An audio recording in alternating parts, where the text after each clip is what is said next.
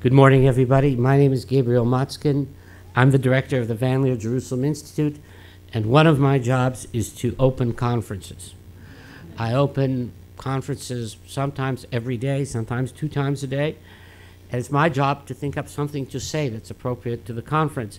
So you'll bear with me for about 4 minutes while I take this opportunity to express my own opinions. Now, I have a title called New Understandings of Gender, Love, and the Jewish Family. And these are heterogeneous terms, and I'll explain why. Gender, despite the fact that some people think it's a construct, maybe the culture of it is a construct, but sexual reproduction, gender, is 2 billion years old. Before that, there were about 2 billion years of parthenogenic reproduction, which is individuals reproduced themselves.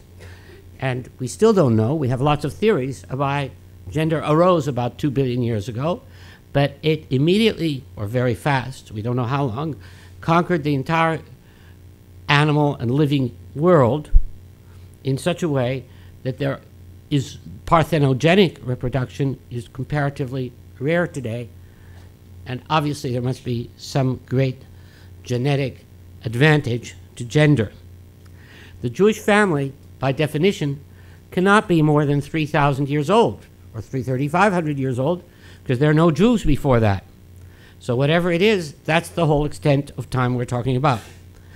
And love, I would argue, or at least love as I understand it, romantic love, is the youngest of them all. In his book, Love in the Western World, Denis de Rougemont argued that love, our ideal of romantic love, first arose in Troubadour Provence in the 12th century, and was especially there to justify the love of the poet, of the troubadour, towards the married noble woman. In other words, the romantic love was first of all an ideal to justify adultery, according to this theory.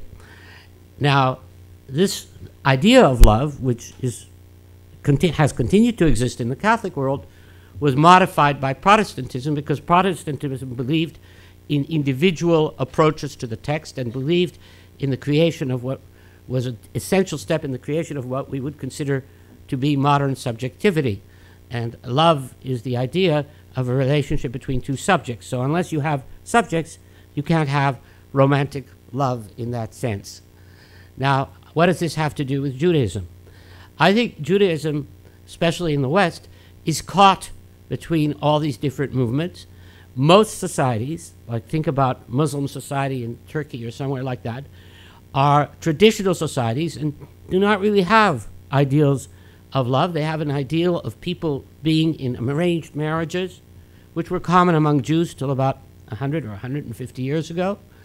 And as a result of this kind of society, love is the most fragile, culturally fragile, of these different kinds of emotions. And the Jews have to think about how to integrate their very traditional, culturally inherited ideas of family life and the ideals of modern subjectivity, which means love between 2 equals. Now, that's as far as I'm going to go, and I hope you have a very good conference on these subjects, because I think that this is an interesting concatenation of heterogeneous concepts that are brought together, and I hope they result in a productive tension. So with no more ado, I would like to invite the chair of this session, Professor Hannah Herzog, to come up. And then I believe that Rabbi Rotenberg is going to give some opening remarks. And also Professor Sylvia Barak Fishman is then going to address us with the keynote lecture. So please, all of you take the stage, and I will depart.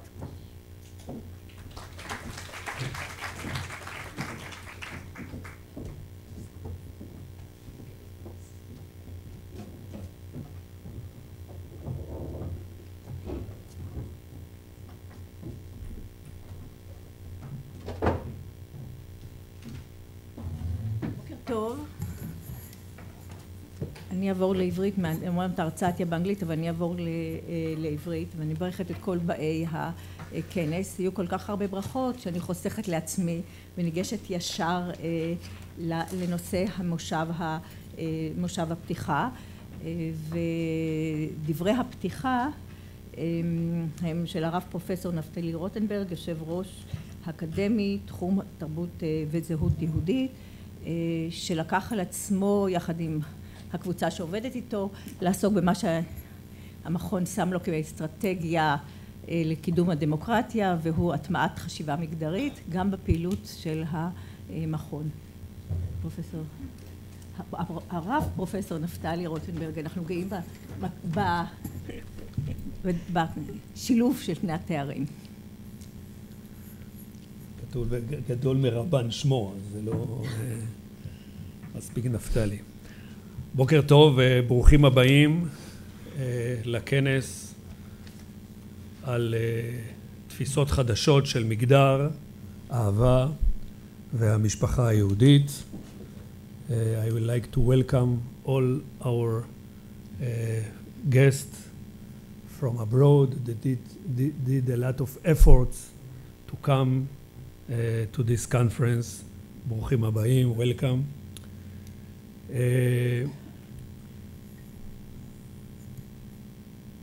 מכון וליר בירושלים יוזם באופן מתמשך וגם נענה ליוזמות שעוסקות במחקר על יהודים ויהדות בזמננו.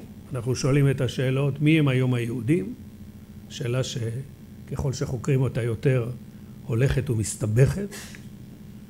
אנחנו שואלים שאלות מהי יהדות, מהי התרבות שנוצרת מתוך הקבוצות השונות, מהם היחסים או אין יחסים בין הקבוצות, גם במובן התרבותי וגם במובנים אחרים, במובנים סוציולוגיים. פרופסור סילביה ברק פישמן שותפה מזה שנים ליוזמות האלה ותורמת באופן קבוע. אני כבר לא יכול להסתכל אחורה כמה שנים, למרות שמקום מושבה הקבוע במסצ'וסטס, אמרו שזה המבחן לישראלי, אני בדרך כלל עומד פה בכבוד, אבל אולי מוקדם מדי בבוקר, בבוסטון, אבל זה יותר קל, אבל אנחנו מרגישים שכאילו יושבת כאן איתנו, באמת שותפה לחשיבה שלנו, גם ביצירת כתב עת חדש, וגם בהרבה מאוד כנסים. ולפני מספר שנים, כשישבנו כאן באחד הכנסים המשותפים, פנתה אליי סילביה, ואמרה לי, אני חושבת שהגיע הזמן שאנחנו ניתן ביטוי לתובנות חדשות על מושגים שמעסיקים אותי ומעסיקים אותנו בברנדייס כבר הרבה מאוד שנים, ונעשה פרויקט, נעשה אולי איזה כנס משותף. אני הצעתי לסילביה להתחיל בסדנה, ובאמת בשנה שעברה נפגשו כאן חוקרים רבים, חלקם הגדול מציגים בכנס הזה, יש בכנס הזה גם מציגים נוספים שלא השתתפו בסדנה בשנה שעברה, והנושא התחילו לדון בנושא מצדדים שונים. כי הרעיון היה מצד אחד רעיון מקיף, ותמיד רעיון מקיף הוא אתגר גדול מאוד. לבחון באמת, לא רק מדיציפלינות שונות, אבל גם מצדדים שונים, שאלות מצד אחד של מגדר, מצד אחד של משפחה, אולי גם של אהבה, תכף אני אגע בזה בכמה מילים. אני אומר, ולראות, כלומר, ולחבר איכשהו את כל הדברים. זה מבצע לא פשוט בכל התהליך. לתת ביטוי, לראות איך הדבר בא לידי ביטוי בתרבות, ביצירה האומנותית למשל. כל הדברים הללו, להכניס אותם תחת קורת גג אחת, זאת משימה מאוד לא פשוטה. ולקשור קשר, ולנהל דיאלוג בין התחומים השונים, לא רק דיאלוג אינטרדיציפלינרי, שבזה היה לנו כבר ניסיון רב יותר, זה הרבה מעבר לדיאלוג האינטרדיציפלינרי. וזה, הייתי אומר, כך מתקשרת העבודה של הקבוצה הזאת, ועכשיו של הכנס, אל הפעילות הכללית, אל המאמץ הגדול מאוד שנעשה כאן, לנסות להבין קבוצות שונות ותהליכים שונים וכו'. יש לנו כמובן, מכון וליר פועל במאמצים בתחומים רבים ומגוונים בחברה הישראלית ובכלל בעולם, ובשנים האחרונות הולך ומתעצם מאמץ גדול מאוד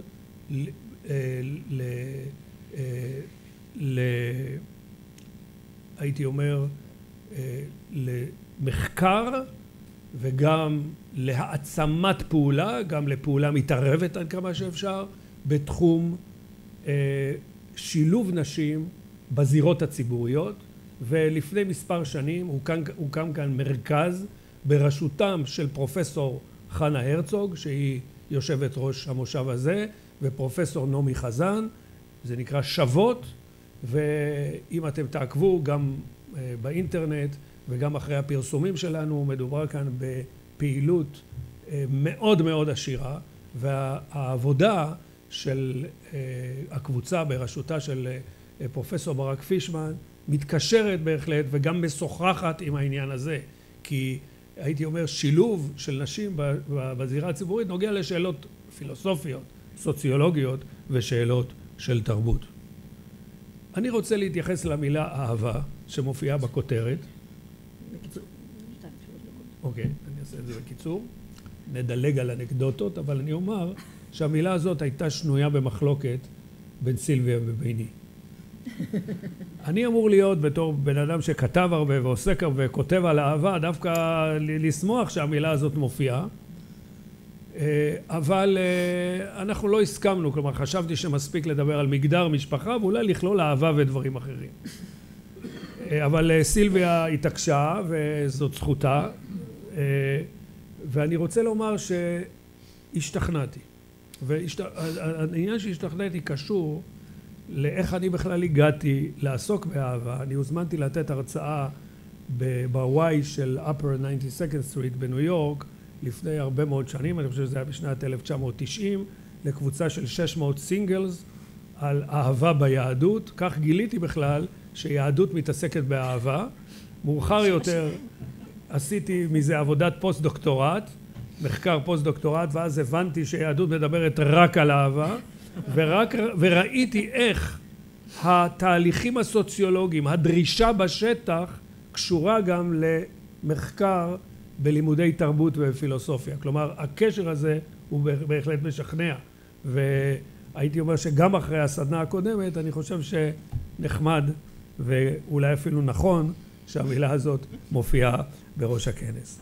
אז אני רוצה לאחל לכולכם כנס פורה, מעניין הוא יהיה בהחלט, ואני רוצה להודות לדפנה שרייבר, מנהלת תחום תרבות וזהות יהודית, לשירה קרגילה, מרכזת התחום, לכל הצוות הטכני של מכון וליר בירושלים, שדואג להרבה מאוד פעילות מסביבנו בלי שאנחנו אפילו מודעים לכך, פעילות מורכבת ומסובכת של הסרטת הכנס הזה, השידור שלו באתר, כדי לאפשר לקהל כמה שיותר רחב להתחבר אל התכנים שנעסוק בהם כאן, גם פה וגם בעולם כולו.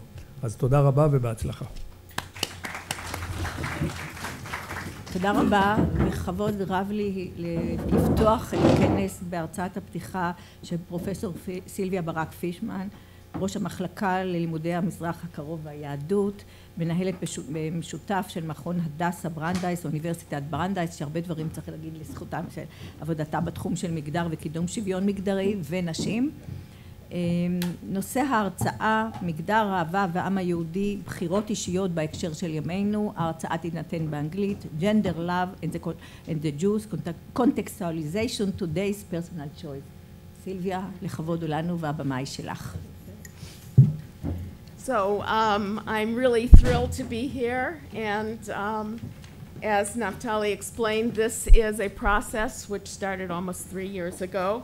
I want to start by thanking Naftalí Routenberg, Daphne Schreiber, and Shira Karagilov, who makes the world go around. It's been just the most amazing partnership, and I'm thrilled that this day has come. I also want to thank Gabi Motzkin for giving the most perfect introduction to what I wanted to start out by saying, which is that we actually didn't invent romantic love. if we think about romantic love in world history, we know that in our own tradition, the biblical Jacob's burning love for Rachel enabled him to work for 14 years and made it seem like a day. That's love. We know that in American culture in the 1950s, Frank Sinatra sang, "Love and marriage go together like a horse and carriage." So it seems like romantic love is at least a motif that has been around for a while. But looking, as Gabi correctly said, looking at historical evidence of Jewish and non-Jewish societies, it's clear that love and marriage are often not connected. First of all, loving encounters do not always lead to marriage. Second of all, as he correctly said, they're certainly not always heterosexual.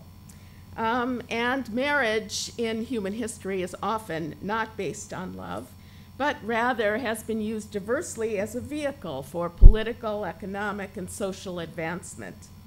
In the same way, if we think about gender, which is far more than reproductive sexuality, every society formulates its own concepts of what maleness is and what femaleness is. And actually, we had an interesting conversation about whether to use the terms masculinity and femininity or maleness and femaleness. And I explained that at least in the United States, femininity means something very different than femaleness.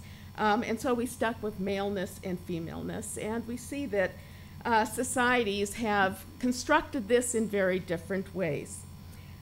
Similarly, the concept of family takes diverse forms in different societies. So right now, many regard the family as the conventional family as being one man and one woman who choose each other by personal choice. But we know that this is an invention of modernity, the bourgeois family, and it reflects many concepts of modernity, such as individualism. So all of these things have changed, and they have precipitated legal responses, both religious legal responses and civic legal responses. They've also precipitated enormous interpretations in the arts. And this conference is designed to look at all of those kinds of responses. Even though it is true that concepts of gender, love, and the family have been developed and constructed differently in different times and places, it's not an illusion that the changes now are more profound than the change, and faster than changes have been in the past. Personal choices regarding gender role construction, sexual and romantic liaisons, and family formation are enormously fluid, and the societies in which they are embedded are more fluid now than they have been in the past. What's ironic, though, is that research on these subjects has not kept up with the changes. And I regard this conference and the wonderful researchers who've been working on these subjects as a way of helping research to catch up to these profound social changes. The most dramatic change, especially in many Western societies, is that adults stay single longer, and for some, adults stay single throughout their lives. It's a lifestyle choice. If we think about the Jewish community in the United States, more than half of American Jewish men and more than a third of American Jewish women between the ages of 25 to 34 are not married. In the United States, which used to be notable for universal marriage among Jews, universal for statisticians mean 95% and over. It doesn't mean like every single person. Used to be in the 1950s, by age 30, American Jews were universally married, and actually most of them were married by their early to mid-20s. Today, if we look at the population, there what we see is that American Jewish men achieve a 90% ever married rate only when they are over 45 years old. And Jewish women achieve that rate only when they are over 50 years old. So while it is still true that most American Jews do get married, you can see that many of them are marrying after the time when it would be feasible for them to have children. Now, many Jews as well as non-Jews live together instead of getting married, at least for some period of their lives. One of the interesting pieces of new research has shown that even though many people think of cohabitation as a step to marriage, actually, if people live together before they make the commitment to get married, their eventual marriages are much more likely to end in divorce than if they have made the decision first to get married before they live together. Interestingly, making that decision, even if the marriage doesn't take place till later, predicts a stability of marriage. But living together without the commitment predicts possible divorce. Another huge change is low fertility rates. And I have a separate slide here for the United States and for Israel because the story in Israel is quite different. Later marriage usually means later childbirth, and that usually means more unwanted infertility and other kinds of problems. In the 1950s, American Jews were having about 2.7, 2.8 children per family. Now the average American younger family is having half that number of children, which is well below the replacement level. And even though people know that older ages for women creates increased chances of unwanted infertility, it's just becoming known that older ages for men also create possible problems. There's an article in the recent New Republic, for those of you who are familiar with this publication, by Judith Shulevitz, which repeats research which has been coming out for a while, which is that older fathers are more likely to have children who have a range of issues such as ADD, autism, and even schizophrenia. So we see that the low fertility rate for most Jews in the Western world has a range of issues beyond a smaller number of children. And here from the recent New York Jewish population study, you see the fertility rates. These are very, very new data. Hasidim averaging about 6 children, yeshivish families averaging about 5 children, modern Orthodox averaging about 2.5 children, and non-Orthodox averaging a child and a half. Now in Israel, the story is quite different. Israel is the only country in the developed world in which the rate of fertility is above replacement level. And research which has been done by Sergio Della Pergola, ongoing research, shows that even Chiloni Israelis, even irreligious Israelis, say that the ideal number of children for people like them to have, it's a very clever way to ask the question because it doesn't make it personal, the ideal number of children for people like them to have is about 3 children, came out to an average of 2.8.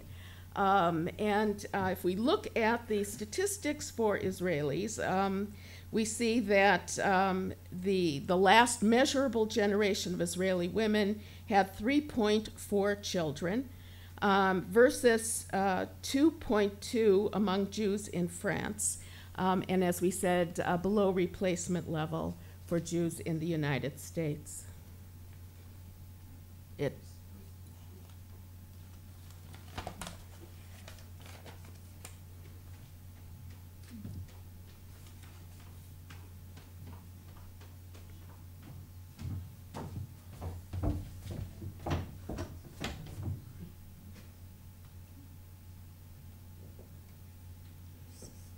fine. This is where I want it. Tada.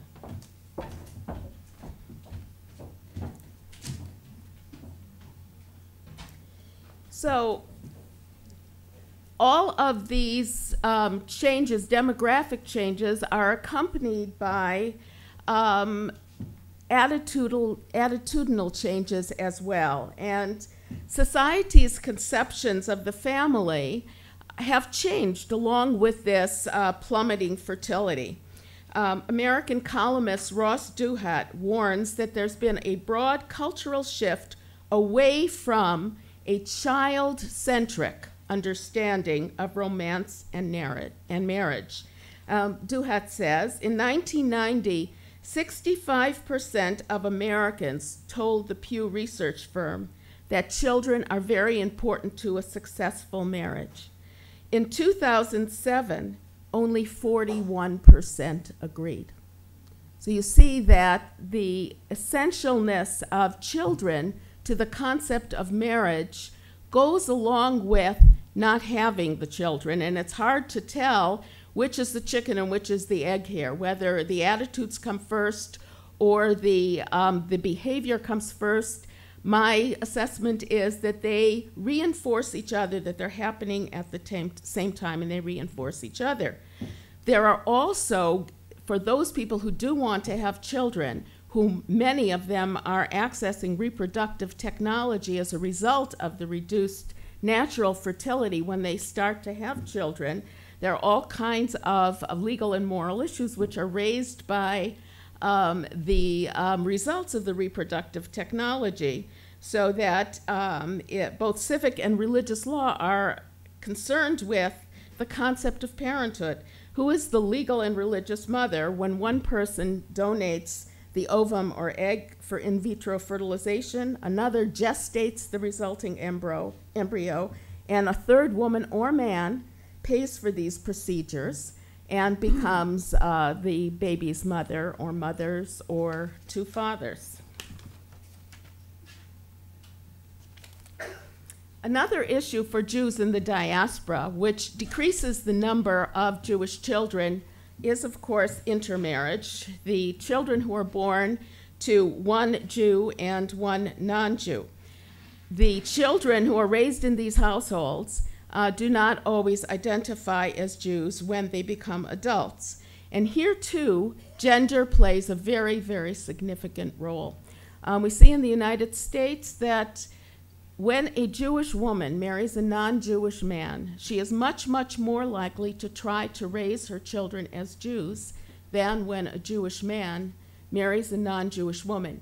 And this is most true in the Reform movement, where for 30 years, children of Jewish fathers have been considered Jews. So in the Reform movement, the patrilineal decision in 1983 said that all children of Jewish fathers are presumed Jews unless they are raised in another religion. The fact that Jewish mothers are still so influential in whether or not a child identifies as a Jew is very significant, and it's another dimension of gender. And what we have here is a figure which shows that a Jewish woman married to a non-Jewish man in the United States who identifies with the Reform movement, just right over here and right over here. So where we have Jewish fathers, which is on this side, you see that most of the Reform fathers, 61%, do not feel compelled to make sure that their sons will have a Brit Milah. Whereas on the right side over here, Jewish mothers, 69% of Jewish women married to non-Jewish men who identify with the Reform movement make sure that their sons have a Brit Milah. And this goes against the typical psychological explanations that men want their sons to be like them. So we see here the profound intersection. this is what I meant by contextualization, the profound intersection between gender and religious identification and the choice of a marriage partner. Now, in the United States, another phenomenon which is going on, which I'm not sure, you can tell me later if it's going on in Israel, is that there has been, as women become more accomplished and more powerful in many ways, some male retreat from the responsibilities, shall we say, of creating a family. And as women become, in many ways, equal to men in terms of their educational and occupational achievement, and also the parity, the relationship between husband and wife is equal in terms of how much money they earn. We see that for some men, this has been accompanied by a lack of interest in those roles.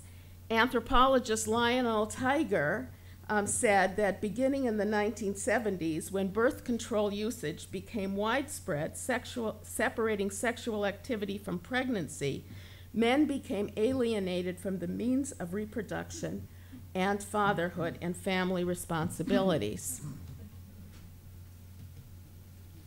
There's also in the United States a resurgence of an anti-motherhood movement, shall we say. Many of you can probably remember that in the 1970s we had Shulamith Firestone and to some extent Gloria Steinem saying that motherhood was not good for women. There's been a resurgence of these ideas. Interestingly, in the first round of this kind of advocacy, there were many Jewish names. In this round, there are fewer Jewish names in the anti-motherhood campaign.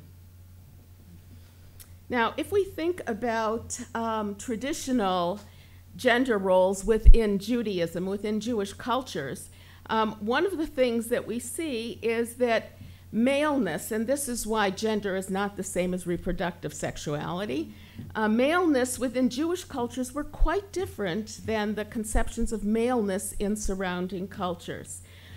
Within traditional Jewish cultures, a man was someone who knew how to study, prayed at specific times, and fulfilled certain religious obligations. And femaleness in Jewish societies was partially defined by not being responsible for study, by not being responsible to pray by certain times, and by not being responsible to perform certain rituals.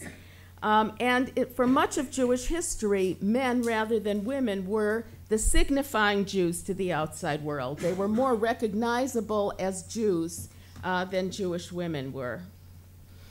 But today, in the United States, liberal Judaism has been feminized, and in many ways, women are the signifying Jews. We see this in terms of Jewish education, which is a very, very important predictor of how identified Jews will be as adults. Until the 1960s, boys dramatically outnumbered girls in religious schools and in Sunday schools. Interestingly, in the day school movement, there was always much more equality between boys and girls, even though there wasn't equality in terms of public religious performance.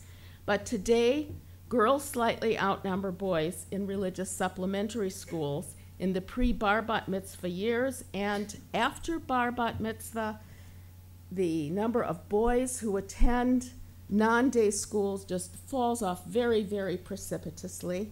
Even if we look at adult education, the vast majority of adult learners in the United States are Jewish women rather than Jewish men, 2/3 to 3/4. All of these changes have created backlash by religious groups.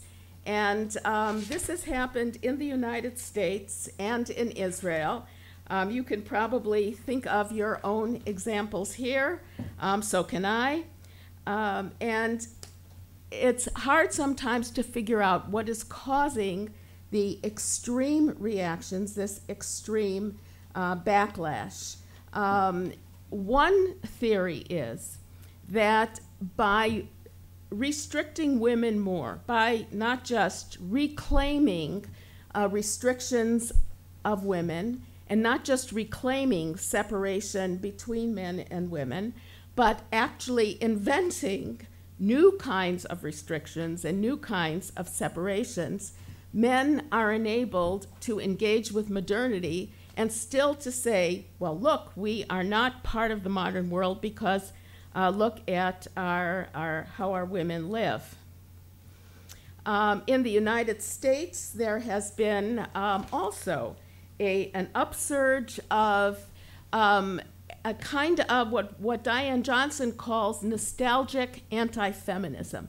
Another term which has often been used is the war on women. What's really astonishing is that a report in January of 2012 from the Guttmacher Institute, no less, documented that there were more than 1,000 reproductive health and rights-related provisions that were proposed in the American legislature. And this is what Diane Johnson is talking about. Nearly 1,000 bills have been proposed and sometimes passed in Congress and state legislatures since 2011 alone. Those of us who were subjected to the election process in the United States certainly heard a kind of obsession with reproductive issues, a raising of issues that many of us thought were gone forever. There's clearly something going on. There's a power struggle, but there's more than a power struggle going on. We see in the Haredi world, I brought with me for show and tell here from Hamodia a warning that cousins and sisters and brothers-in-law who are having Hanukkah dinner together should not sit near each other and should not talk with each other and should not laugh with each other. Because if sisters and brothers-in-law and cousins engage in talking and laughing with each other, it could lead to all kinds of infringements of Jewish law. I'm reminded actually of somebody's statement that these kinds of statements are actually profoundly immodest. Because they assume that there's only one kind of conversation that can go on between men and women. But the fact is that there is a new obsession with these gender restrictions, which is going on at the same time that all the liberalization is going on. Now, if we look at American Jewish attitudes and voting patterns, one of the things that we see is that all of these gender issues matter deeply, deeply to American Jews, and they affect who they vote for. So that when one party is associated with the war on women, and the other one is associated with defending the rights of women, for American Jews, that's a very, very big deal. And part of the reason for that is that American Jews are in this category of people now where the marriages are very egalitarian in many ways. As I said, the husbands and wives or the two partners are often have the same level of education, have the same earning power, and are often sharing household and child-rearing tasks to an extraordinary degree. And so for them, having the rights to exist in an environment that supports that kind of marriage is something that they work against. The one exception to that is certain segments within the American Orthodox movement. And here, many American Jews were actually horrified when a young Orthodox religious leader from Yeshiva University testified against governmental support of birth control in a Republican-led congressional committee, a committee which consisted of men. Then the same person, gave the opening invocation at the Republican convention. So I think it's important, as Israeli Jews and American Jews try to understand each other, understand that that is actually not a minor consideration for American Jews. It's a very important consideration. So what I would like to conclude with today is to talk about, after I've raised all of these challenging issues, is the fact that there is an enormous appeal of many aspects of traditional Jewish family life when we look at the changed context today. The partnership marriages that I have spoken to are statistically far more stable than unequal marriages. In other words, American Jews have a lower divorce rate than the rest of society, substantially lower divorce rate, partially because they are in a category of people that have these homogamous relationships. They have relationships where the two spouses or the two partners have very similar educational, occupational, and income status. And that actually makes for a much more stable marriage, which came to a surprise to people when this research was done. Another area where I think we could see the power of traditionalism is women's determination to achieve parenthood. Even when they have high-powered careers, Jewish women still want the same number of children as when they don't have them. They don't actually have those children because of issues of infertility, but they still aspire to those children. The yearning for children and for in many ways, traditional Jewish family life on the part of single men, single women, gay men, and women who want to create their version of a traditional Jewish family. That, I think, speaks powerfully for the enduring appeal of the traditional Jewish family. And this is just a kind of framing of the issues. Over the next 2 days, we are going to see in the arts and hear about research in sociological, religious, legal, and civic legal approaches to this. And I'm very excited to hear what all of our researchers have to tell us.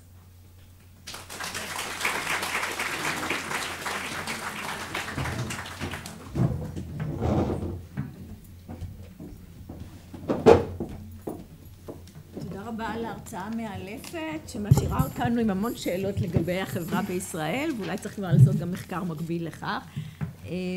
אנחנו יוצאים להפסקה קצרצרה רק לחילופי פאנלים, אבל מי שרוצה ורוצה לנצל את ההפסקה, יש בקפיטריה אפשרות לרכוש קפה, תה, משקאות, נכון? והכל. אז תחזרו אבל ב-11:30 בבקשה, כי סדר היום שלנו מה זה צפוף ומה זה מרתק.